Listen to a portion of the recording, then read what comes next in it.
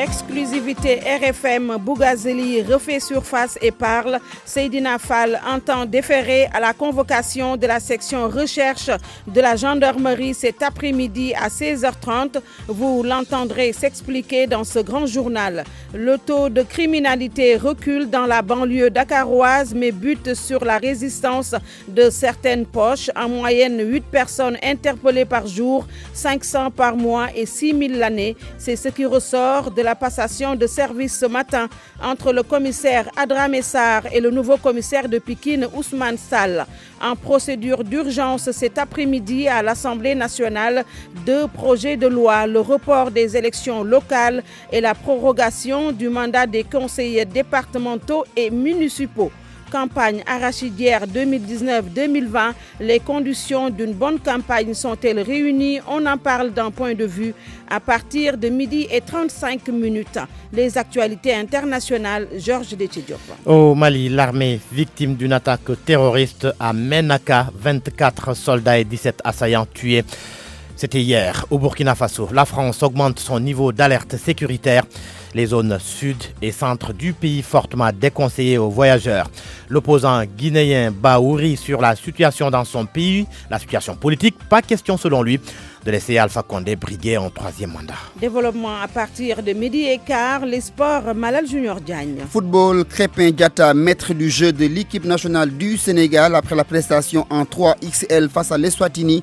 Les puristes valident et demandent à Aliou Cissé de lui confier les clés du jeu de l'équipe nationale. Athlétisme, le président de la Confédération africaine en visite à Dakar, Ahmed Kalkaba, rencontre la presse à l'instant. Ceci foot, le Sénégal n'ira pas à la CAN. Les Lions du Sénégal sont une nouvelle fois forfaits. La raison, le manque de moyens. À la technique de ce grand journal, il y a Alun Ba et toujours avec un immense plaisir au micro Binta Diallo. Bienvenue à tous et à toutes. C'est en exclusivité sur RFM que Bougazeli parle. Seydina Fall sort de son silence pour annoncer qu'il va répondre finalement à la convocation de la section recherche de la gendarmerie de Colobane. Bougazeli, que vous allez entendre, explique son refus d'aller répondre à la gendarmerie par le fait qu'il ait eu une crise de diabète. Le voici.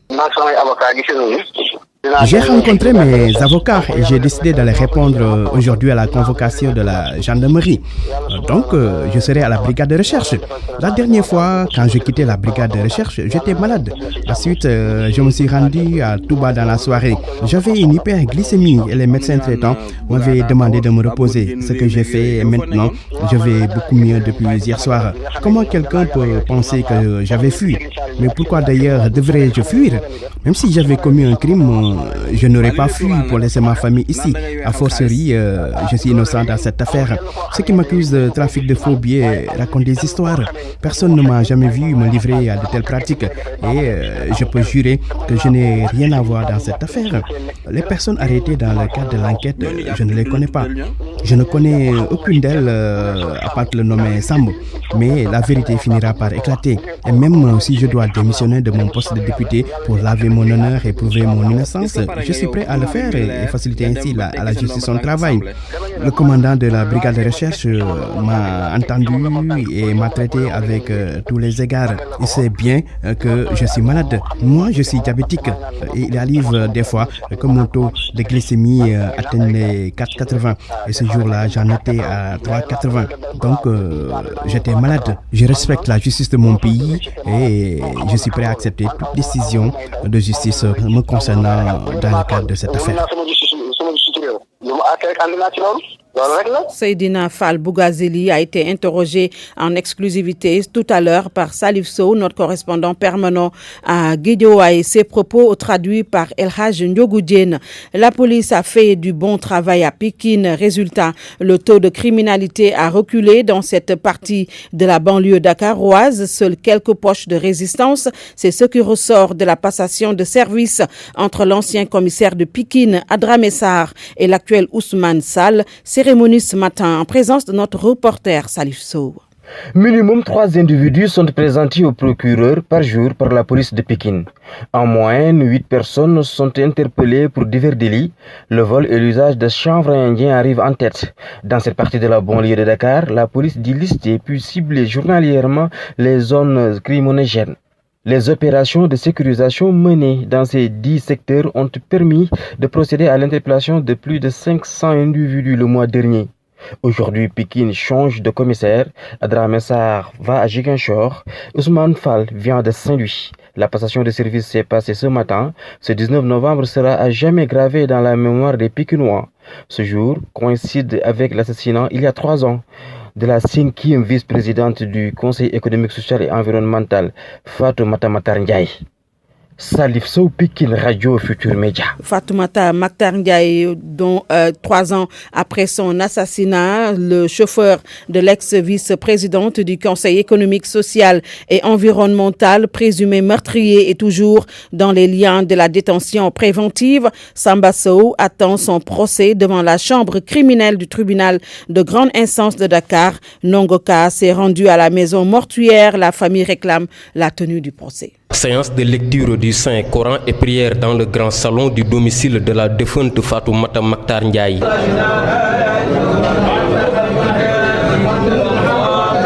Aujourd'hui, 3 ans jour pour jour, la famille de l'ex-vice-présidente du Conseil économique, social et environnemental vit mal la disparition tragique de celle qui était responsable politique de l'APR à Pikine. Son absence très difficile, on le vit difficilement vraiment, parce que c'était une sœur, c'était une mère et elle avait occupé pas mal de place dans la maison. Elle était vraiment sociale. Pour réclamer justice, les jeunes du quartier se sont mobilisés sur les t-shirts à l'effigie de Fatoumata Matar Ndiaye qu'ils portent. Il est mentionné 3 ans de souffrance, ça suffit. Procès ou rien, les commanditaires sont démasqués. Nous réclamons simplement un procès pour que l'on puisse quand même savoir ce qui s'est passé ce jour du 19 novembre, parce que la bonne dame ne mérite pas ça. Dans cette affaire, c'est le chauffeur de Fatoumata Matar Ndiaye qui a été désigné présumé coupable, même s'il est toujours en prison. La famille de la défunte dénonce ces agissements. Certains vont parler des audios. Nous, ces audios-là, on les a. On a ces audios-là, mais vraiment, je ne sais pas ce qui s'est passé depuis lors. Ce qui me dérange dans cette affaire, je ne sais pas comment le gosse-là peut être en prison et avoir vraiment la liberté de pouvoir appeler à tout moment. Fatoumata Matar Ndiaye a été retrouvée morte, égorgée dans sa chambre à son domicile de Pikine. Nongoka Pikine, RFM. Et cela fait 3 ans aujourd'hui. Merci Nongoka. Le Forum international sur la paix et la sécurité en Afrique s'achève aujourd'hui au Centre international de conférence Abdou Diouf de Diamniadio. Cette 6e édition a pour thème les défis du multilatéralisme. Le représentant spécial du secrétaire général de l'ONU en Centrafrique, Mankeur Ndiaye, se dit en phase avec les présidents Macky Sall et Mohamed Ghazouani. Les 2 chefs d'État ont déploré l'inefficacité des Nations Unies dans la lutte contre le terrorisme. L'ancien ministre des Sénégalais des Affaires étrangères souligne la nécessité pour l'Organisation des Nations Unies de s'adapter au nouveau contexte sécuritaire. Écoutons Mankeur Ndiaye au micro de Saïdou Nourouba. Ils ont parlé d'adaptation. Et l'adaptation, c'est fondamental pour toutes les organisations. Même les êtres humains doivent s'adapter aussi au contexte changeant, à la dynamique changeante du monde. L'ONU également doit s'adapter. Ils ont parlé d'adaptation en pensant un peu aux opérations de maintien de la paix classiques. Parce que la paix, on maintient la paix là où il y a la paix. Mais là où il n'y a pas de paix, il n'y a pas de paix à maintenir. Il faut créer les conditions également de la paix. Et dans certaines situations également, les opérations de maintien de la paix classiques ne sont plus adaptées. Dans un pays qui fait face au terrorisme, comme au Mali, il est difficile d'avoir des opérations de maintien de la paix classiques. Donc il faut absolument adapter la nature des opérations de paix au contexte du pays et surtout dans un contexte de lutte contre le terrorisme, parce que la guerre contre le terrorisme, ce n'est pas une guerre normale. Vous n'avez pas en face de vous un adversaire, vous avez en face de vous des forces parfois invisibles, incontrôlables, qui agissent par surprise, que vous pouvez difficilement situer sur le terrain.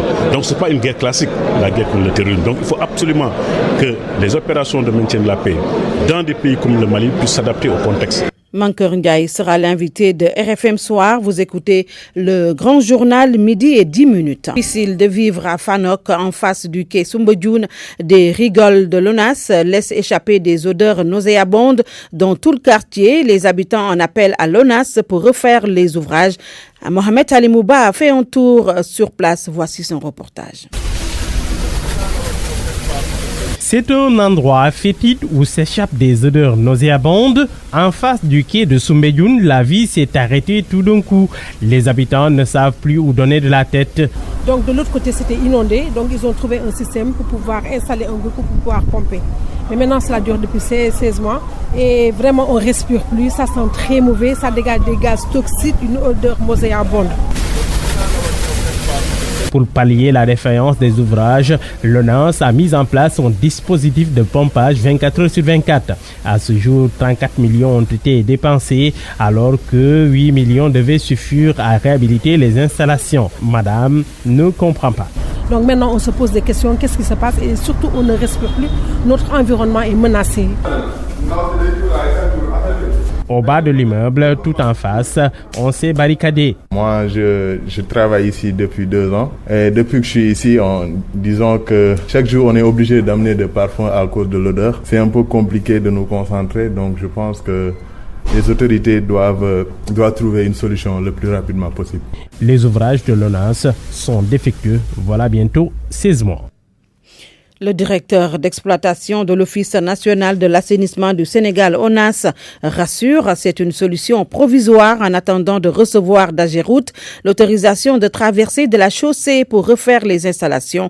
Voici Pedressi, il est avec Mohamed Alimouba. Au niveau de Pardon, on a le tuyau qui est cassé à cet endroit, mais on a mis en place un système de pompage. D'habitude, c'est ce que nous faisons pour avoir une continuité de service. Si le système de pompage n'est pas mis en place, donc les eaux risquent de retourner dans les maisons parce que tout simplement le tuyau est cassé. Maintenant, on est en train, en relation avec Ageroute, de voir les voies et moyens pour qu'ils nous donnent qu'ils nous affichent en donnant l'autorisation pour qu'on puisse faire les travaux de renouvellement et de remplacement maintenant de la canalisation. Parce que c'est une voie très passante et il faut qu'on prenne les précautions maintenant pour pouvoir faire les travaux et ne pas gêner la voirie. C'est uniquement ça. C'est le point d'odeur parce qu'en fait, les eaux usées, les odeurs vont avec les eaux usées. C'est le pompage que nous faisons. Les eaux usées vont mettre avec les odeurs parce qu'on est obligé de faire un pompage pour pouvoir régler les problèmes. Parce que si on n'avait pas mis ce système-là, les eaux allaient se déverser dans la rue et dans les maisons. C'est là où les gens allaient être confrontés à un problème de santé. Mais le fait de mettre en place ce système-là, ça permet de pouvoir continuer à évacuer l'eau et que les populations ne soient pas impactées. Mais en mettant en place ce système, effectivement, il y a des problèmes d'odeur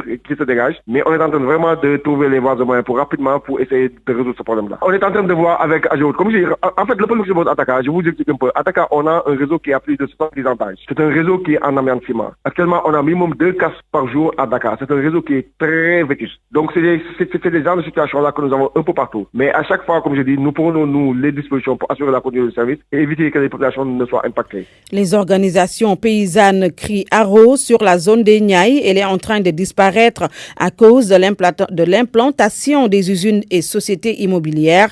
Les acteurs sont à Bayar pour se pencher sur les difficultés. Ils ont également déploré l'utilisation abusive de pesticides à l'origine de nombreux cas de maladies. L'appel de Cheikh Anta Diop. La coupe des arbres dans la zone des Niayes, l'urbanisation est en train d'envahir les zones rurales où il était censé de développer de l'horticulture, de l'arboriculture, mais la proximité de Dakar contribue à la disparition de cette zone des Niayes. Constat fait par des agriculteurs et personnes ressources intervenant dans l'agroécologie. Maria Mossou, secrétaire exécutif de Endaponad. Cette zone des Niayes est en train de disparaître. C'est là où je reviens un peu sur l'intervention du chef de l'État par rapport à l'agroécologie. Il a parlé aussi de l'industrialisation. Mais c'est là où nous disons qu'effectivement c'est le moment de revenir sur l'agriculture, la développer, faire de l'agriculture un levier pour le développement, faire de l'agriculture un métier pour la jeunesse, développer le monde rural et développer maintenant l'industrialisation rurale. Ce qui fait que les zones rurales aussi seront des zones viables et vivables. Amadou Kanouté, défendant les consommateurs, estime que l'agroécologie est la voie royale pour permettre aux Sénégalais d'atteindre les objectifs pour le développement durable. La possibilité pour les paysans de construire en contrôlant ce qu'ils sont en train de construire. C'est aussi la santé. La majeure partie des maladies dont nous sommes victimes dans nos sociétés sont liées à notre alimentation. C'est aussi la question de la gestion des ressources naturelles, l'eau et les ressources foncières. Pour ces agriculteurs, le consommer local est la seule alternative et le gouvernement est appelé à développer l'industrie rurale. RFM Thiès, Cheikh Anta Diop. Dakar étouffe à cause des embouteillages, des bouchons monstres et au préjudice énorme rallier son lieu de travail, un véritable parcours du combattant. Dans les entreprises, les employeurs font dans la compréhension par rapport au retard. Reportage Nafissatou Silla.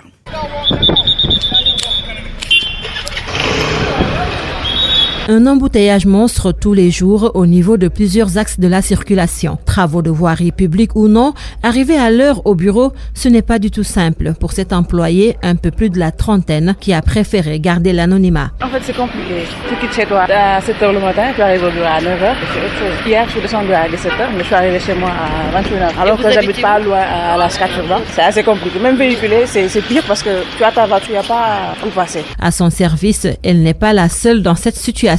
Et heureusement pour elle que leur patron est assez flexible, mais on n'abuse pas. Non, pratiquement tout le monde, surtout ceux qui quittent la banlieue, c'est autre chose. Bon, il est un peu compréhensif parce qu'il habite Dakar et connaît la situation. Parfois, c'est un peu compliqué. Shamsidine Sarr travaille aussi au centre-ville, mais lui fait tout son possible pour arriver à temps. Dakar, c'est une ville qui devient de plus en plus invivable parce que tout simplement tout le monde veut habiter à Dakar et on voit que la circulation elle est très compliquée. Mon patron, bon, je ne dirais pas qu'il n'est pas flexible, mais c'est raisonnable aussi parce qu'il offre des services et le personnel se doit d'être là à l'heure pour que l'entreprise puisse être rentable. Cher Omar Niang, sociologue de son état, a perdu 40 minutes dans le trafic. Il a failli rater son rendez-vous. Et pourtant, je me suis réveillé à 6h du matin. Après la prière, j'ai pris un véhicule. Pas raisonnable, c'est pas du tout raisonnable. En plus, l'après-midi, ce sera pire l'après-midi. De plus en plus, la circulation à Dakar devient très dense.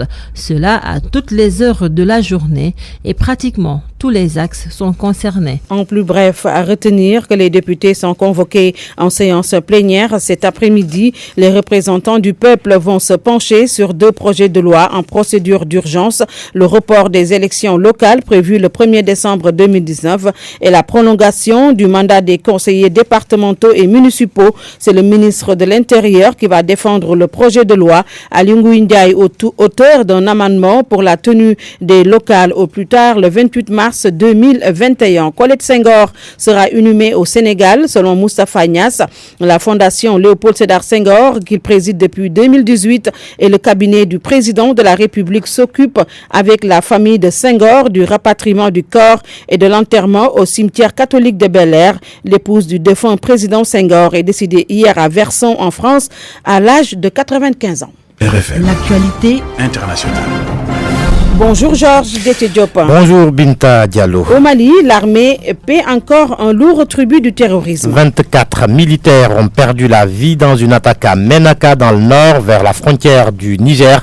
17 terroristes ont été tués et du matériel détruit chez les assaillants. Une centaine de suspects sont entre les mains des forces nigériennes. Un communiqué de l'armée malienne précise que pour traquer les terroristes, les armées maliennes et nigériennes montent une opération du nom de Tongo Tongo le long de la frontière commune et c'est au cours de cette opération que les troupes maliennes ont été attaquées. Selon des sources sécuritaires nigériennes contactées par RFI, les assaillants étaient à bord de 7 véhicules et de motos dont 2 tricycles, ces derniers appartenant très probablement à un centre de santé. Et pendant ce temps, Georges, la France augmente son niveau d'alerte sécuritaire au Burkina Faso. Les zones sud et centre sont désormais déconseillées et classées en orange. La mise en garde du ministère français des Affaires étrangères, elle fait suite à la multiplication des attaques. Les zones en question sont déconseillées aux voyageurs, sauf pour raison impérative. La capitale Ouagadougou est concernée. La situation en Guinée et cette déclaration du président de l'Union pour la démocratie et le développement. Baouri prend part au Forum international de Dakar sur la paix et la sécurité en Afrique. Selon lui, le peuple guinéen doit s'opposer à la tentative de Alpha Condé de changer la constitution et de briguer un 3e mandat et qu'il faut éviter à tout prix à la Guinée de revivre la page sombre de son passé. Baouri au micro de Seydou Nourouba. Le président Alpha Condé, élu sur la base d'une constitution qui a des principes intangibles, notamment la limitation des mandats à 2, veut remettre en cause cette constitution pour en faire émerger une nouvelle pour être en mesure de pouvoir se représenter pour un troisième mandat. Ce qui est, au regard des traités et de la charte de l'Union africaine, un changement anticonstitutionnel, donc un réel coup d'État. Ça, c'est un. Deuxièmement, nous avons une histoire tragique de cette question parce qu'en 2000-2001, il y a eu un processus analogue qui avait été appelé coudéisme, qui avait permis au général Lansana Conté de se maintenir au pouvoir jusqu'à sa mort. Ça a engendré une décennie noire pour la Guinée avec des troubles et une insécurité et des tragédies massives, 22 janvier 2007, 28 septembre 2009, et la Guinée a jusqu'à présent du mal à cicatriser les blessures de cette période. Donc, vous pensez qu'il faut dire non à cette tentative de troisième mandat? Il faut dire non parce que c'est la stabilité et la paix en Guinée qui sont menacées. Baouri, opposant guinéen en Guinée voisine la Guinée-Bissau, l'armée pas du tout en phase avec la CEDEAO. Elle a rejeté la décision de l'organisation communautaire de renforcer la force militaire d'alerte ECOMIB pour assurer la sécurité pour la présidentielle de dimanche prochain. Noamankali. La position des forces armées bissau-guinéennes a été défendue par le chef d'état-major général des forces armées de la Guinée-Bissau, le général Biagui Nantan, lors de la cérémonie marquant le 55e anniversaire de la création des forces armées, célébrée dans les locaux de l'état-major général des armées à Bissau. Lors de son allocution en présence du ministre de la Défense nationale, Louis Melou, le général Biagui Nantan a déclaré qu'un nouveau contingent militaire de la CEDEAO n'entrera pas en Guinée-Bissau, excepte les forces de police sous-régionales. L'occasion a permis à Nantan de rappeler que les forces armées bissau-guinéennes ne sont pas intéressées par des affaires politiques ni par un coup d'État. Le chef d'état-major général des forces armées a profité de la cérémonie pour annoncer que les forces armées bissau-guinéennes sont disposées à assurer la sécurité pendant le processus électoral du 24 novembre prochain. En présidant la cérémonie commémorative, le ministre de la Défense nationale, Louis Melou, a salué le rôle déterminant montré par les forces armées bissau-guinéennes pendant la crise politique actuelle dans le pays, tout en les exhortant à continuer de s'acquitter leurs obligations constitutionnelles. Pourtant, plusieurs hommes politiques bissau-guinéens avaient fortement critiqué la sollicitation du chef du gouvernement Aristide Gomis à la CEDEAO pour renforcer la force militaire en Guinée-Bissau, affirmant qu'il s'agissait d'une ingérence dans les affaires intérieures de la Guinée-Bissau. Noamankali Bissau, RFM. C'est la fin, Binta, de cette page internationale. Merci beaucoup, Georges. Parole aux auditeurs. L'actualité, qu'en pensez-vous? Moi, je pense que vous devez. Réagissez dans nos éditions d'information sur l'actualité. Bonjour. Du lundi au vendredi, vous avez la parole sur RFM. Campagne arachidière 2019-2020, les conditions d'une bonne campagne sont-elles réunies? On en parle d'un point de vue à partir de 12h35 avec Sidiba, porte-parole du CNCR, le cadre national de concertation des ruraux, et Maktar Sall, journaliste spécialiste des questions agricoles. RFM Sport. Nous recevons avec plaisir Malal Junior Diagne. Bonjour. Bonjour Binta. Crépin Diatta doit devenir le maître du jeu en sélection. C'est l'avis de l'ancien goléador de l'AS Police et joueur de l'équipe nationale et consultant RFM Tassirou Diallo au regard de la prestation triple XL réalisée par le joueur de Bruges en sélection face à l'Estonie. Tassirou Diallo estime que c'est le profil type que l'on cherchait pour animer le jeu du Sénégal. Tassirou, que nous écoutons. Quand on parle de Crépin Diatta, c'est bien vrai que Crépin est en train de nous régaler. Il a donné de bons ballons à nos attaquants. Il a participé dans le jeu. On a vu que ce Crépin Diatta est en train de nous donner beaucoup de satisfaction encore, comme je viens de le dire, mais surtout dans notre tête de nous faire revenir comme les Khalilou Fadiga, comme aussi Omar Gueye. Mais j'ai vu que Crépin Diatta est en train aussi d'être sur le plan offensif comme sur le plan défensif, être toujours là pour distiller de bons ballons à nos attaquants. Et que c'est ça qui manquait dans notre dispositif au milieu du terrain. Le Sénégal est en train d'avoir un futur grand milieu de terrain. un distributeur de bons ballons, bon animateur du jeu offensif, Krépin Diatta donc, qui a à l'unanimité le vote de tous les puristes du football. Le football, justement, on va finir la deuxième journée des éliminatoires de la CAN 2021 ce mardi avec au programme l'équipe du Burundi qui reçoit le Maroc. La Côte d'Ivoire joue contre Éthiopie. La Côte d'Ivoire est à l'extérieur. La Mauritanie reçoit à Nouakchott la République centrafricaine. Madagascar joue contre le Niger, c'est à Niger. La Zambie joue contre l'équipe du Zimbabwe. La Guinée équatoriale reçoit l'équipe de la Tunisie. Et enfin, la Libye qui joue contre la Tanzanie. Et moi aussi, je vote Krépin Diatta. C'est foot à présent. Le Sénégal forfait pour la CAN 2019. La faute est imputée au manque de moyens. C'est le deuxième forfait de suite de l'équipe nationale du Sénégal à une phase finale de Coupe d'Afrique des Nations. Comment expliquer cette situation? L'entraîneur de l'équipe nationale de foot du Sénégal, Alidja, s'est expliqué. C'est regrettable de le dire. C'est la deuxième fois consécutive au Cap-Vert déficit de coordination et actuellement aussi on est à 2 jours de l'ouverture de la CAN. Malheureusement, le Sénégal s'est déclaré forfait parce que tout simplement on n'a pas pu avoir les moyens pour préparer et aller à cette compétition. Il faut comprendre que pour l'instant que c'est le handisport qui gère donc tout ce qui est sport pour personnes handicapées en général. Voilà, nous adressons à handisport quand nous avons donc des participations à des compétitions africaines ou internationales. Le président Santi, je pense à mon avis, a déjà fait les premiers pas. Nous avons rencontré l'équipe, les responsables, les joueurs même qui évoluent en France qui étaient là durant les contacts. Nous avons organisé un regroupement à l'interne au niveau de TEF. Le président a reçu les joueurs, mais je pense qu'il n'y a pas eu après une suite. Il y a eu des retards qui ont fait que les moyens n'ont pas suivi pour aller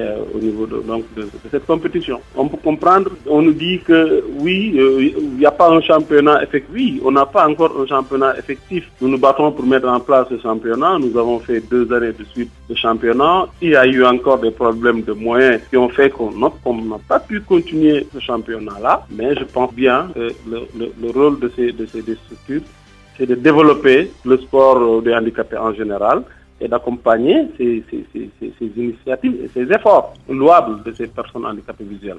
Le président de la Confédération africaine d'athlétisme est à Dakar. Il est à l'instant même face à la presse. Monsieur Ahmad Kalkaba répond aux questions des journalistes. Le face-à-face a lieu à l'instant à Yara. Il va ensuite visiter les locaux de la Fédération sénégalaise d'athlétisme 6 au stade Iba Mar Diop en ville à la Médina. Nous reviendrons sur ce face-à-face lors de nos prochaines éditions. Binta, c'est la fin de cette page des sports. Merci beaucoup, Madame Junior. RFM, la presse du jour. Présent dans plus de 150 pays, RIA est un leader mondial dans le transfert d'argent. Avec RIA, envoyer et recevoir de l'argent devient plus simple encore grâce à une large présence à travers le monde. Faites vos envois à des tarifs compétitifs au Sénégal, en Afrique et vers l'international chez l'ensemble des agences de nos banques partenaires. RIA, votre meilleur choix pour le transfert d'argent. RIA vous offre votre revue de presse. Avec Mohamed Ali Mouba. Bonjour. Seydina Fall, l'éternel fugitif. Bougazeli refuse toujours de déférer à la convocation de la section de recherche de la Gendarmerie nationale. Le député apériste a posé hier encore un lapin aux hommes en bleu. Les confrères, beaucoup d'entre eux, sont rebutés par cet acte de défiance. Bougazeli, le député de l'impunité, se demande Vox Populi, mépris à la justice, emporte enquête. Basse sans voix regrette le quotidien qui publie en manchette une photo du procureur de la République. Cadrage serré sur un crâne dégarni, un visage fermé, les yeux presque révulsés dans une méditation inconnue. Le confrère écrit, contrairement à son habitude, le procureur ne s'est toujours pas prononcé et pourtant, dans cette affaire, rappelle Vox Populi, la machine judiciaire s'accélère pour les présumés complices du fugitif.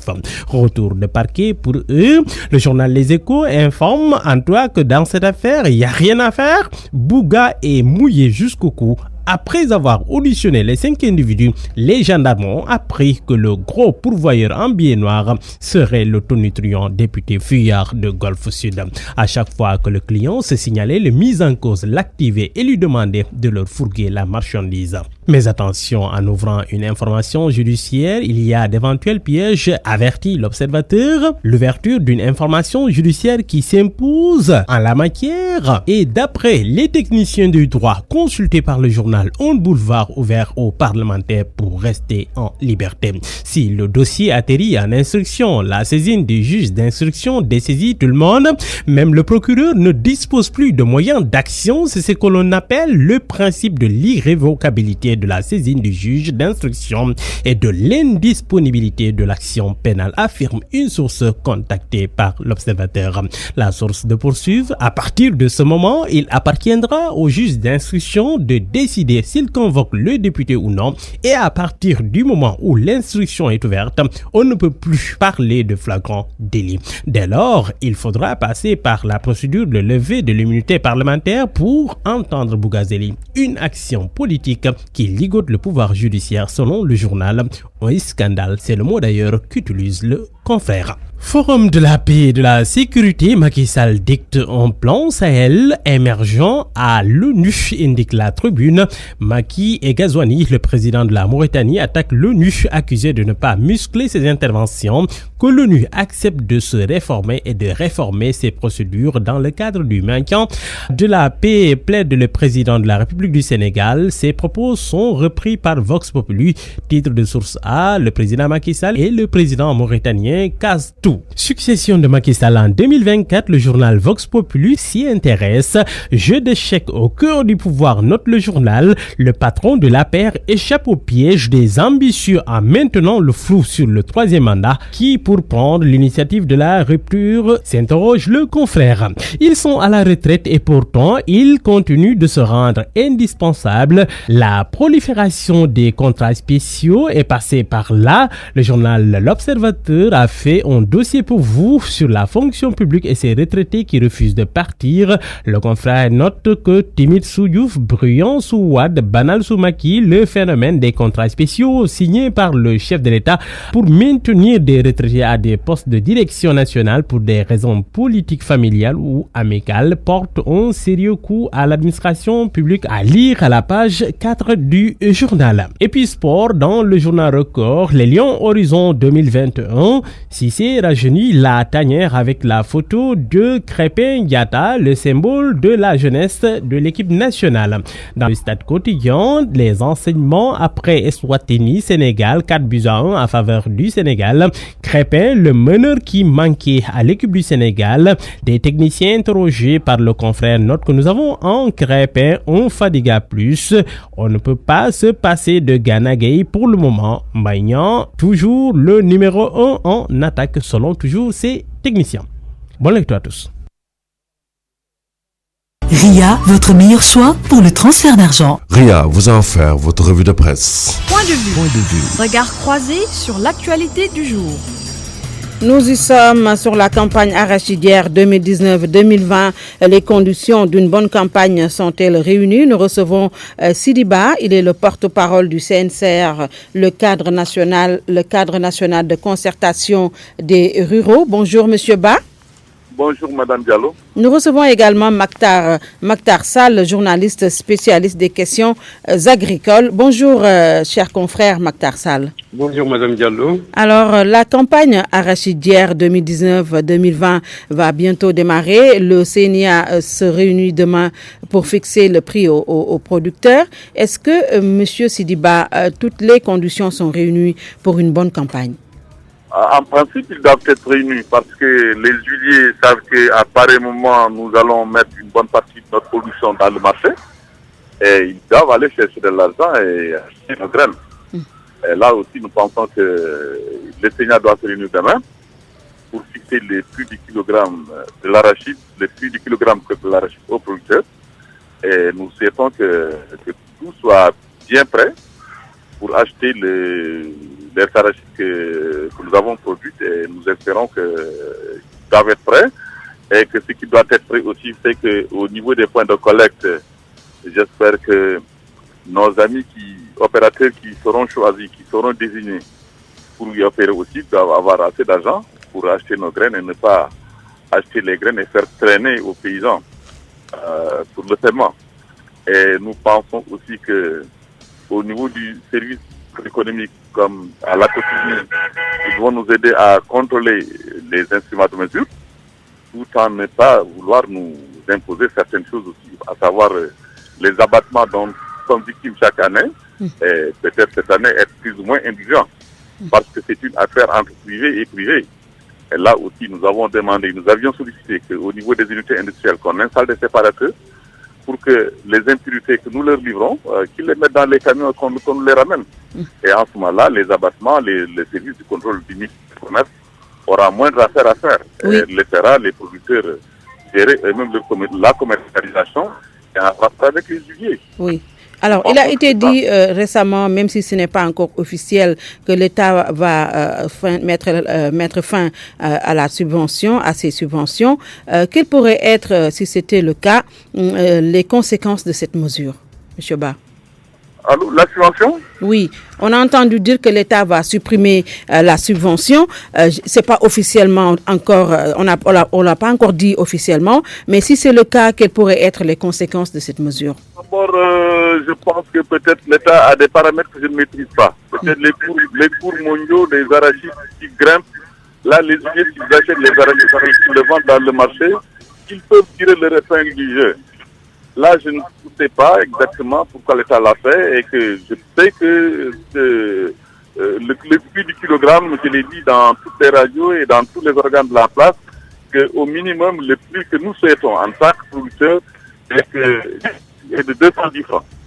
Et comme l'année dernière. Un de vos confrères a un peu traversé mais les propos que j'ai dû faire dans une interview avec un de vos confrères, mais j'ai toujours dit et j'ai toujours affirmé haut et fort que si on achète les prix du kilogramme en dessous de ce prix, compte tenu de la configuration de cet hivernage-là, les paysans vont souffrir parce qu'il faut reconnaître que cette année, la production arachidienne n'est pas à ce niveau qu'on semble faire admettre aux gens, et que la production musicale aussi n'est pas.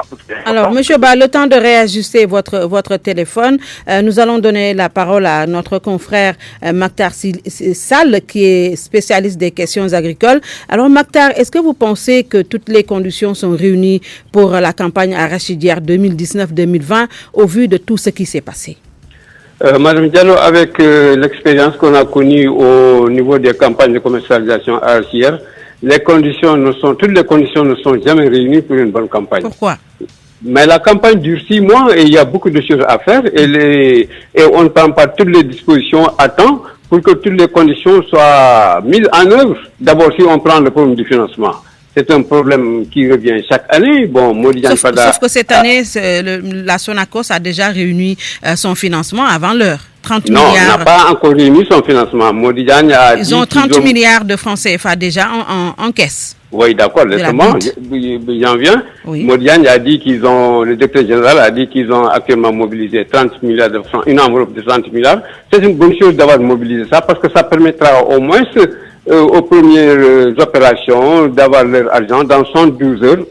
C'est ce qu'il a dit, mais c'est pas encore certain. De toute façon, le terrain nous édifiera. Mais la campagne, c'est pas 30 milliards de francs. Les années passées, vous entendez une enveloppe de 50 milliards et ça ne suffisait pas. Bon, il a quand même essayé de rassurer le monde rural en disant qu'ils attendent encore de l'argent, qu'ils vont faire également d'autres opérations pour mobiliser une enveloppe aussi importante que celle-ci. Donc voilà le problème de l'enveloppe financière qui n'est pas encore au point. Oui. Bon, d'un autre côté également, il y a le problème, actuellement quand vous entendez les exportateurs sénégalais, qu'est-ce qu'ils disent? Bon, ils disent que les Chinois sont en train de faire actuellement leurs affaires. Ils vous entrent dans le monde rural avec cette liberté qu'on leur a donnée. Et bon, ils prennent la graine et puis ils exportent parce que tout simplement, il paraît qu'actuellement la situation internationale est favorable. Donc les exportateurs s'offusquent contre le fait que les Chinois font ce qu'ils veulent chez nous alors que chez eux, c'est pas permis. Ça également, c'est une autre difficulté, mais quand même, ça n'a pas arrangé aujourd'hui les paysans parce que si on vend au niveau du marché parallèle, le kilogramme d'arachide à 280 francs, mais le producteur va gagner. Et si le producteur gagne, c'est une bonne chose. Bon, on sait qu'également au niveau des marchés parallèles, chaque année, c'est au moins quelque chose comme 100 000 tonnes d'arachide qui vont dans le marché parallèle. Donc, c'est pas très mal. Oui. Alors, le prix de l'année dernière était à 210 francs. Sidiba, beaucoup d'acteurs disent ne pas comprendre d'ailleurs pourquoi le comité national interprofessionnel de l'arachide a tardé à fixer le prix. Est-ce que vous pensez qu'il y a des problèmes en amont et que les 210 francs pourraient même être revus à la baisse? Le problème qu'il y a, c'est que l'État avait pris des engagements avec les huiliers. Et c'est cet engagement, il me semble que l'État n'a pas respecté pendant ces 2 dernières années. Et là, nous incitons l'État, les engagements sont pris pour être respectés.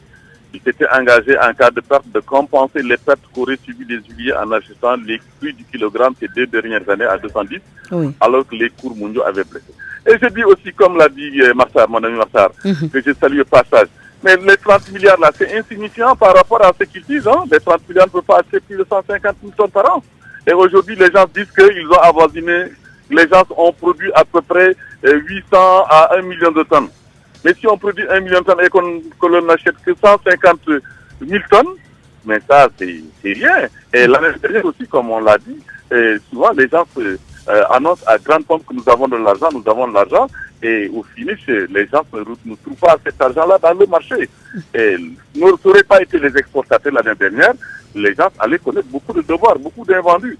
Et même le montant, toute la commercialisation contrôlée l'année dernière, avoisine à moins de 500 000 tonnes. Mais est-ce que cela veut dire que cette campagne arachidière risque de connaître le même sort que l'année dernière? Sur une production estimée à 1 500 000 tonnes. Oui. Donc je dis que le million de tonnes qui est là, où est-ce qu'il est?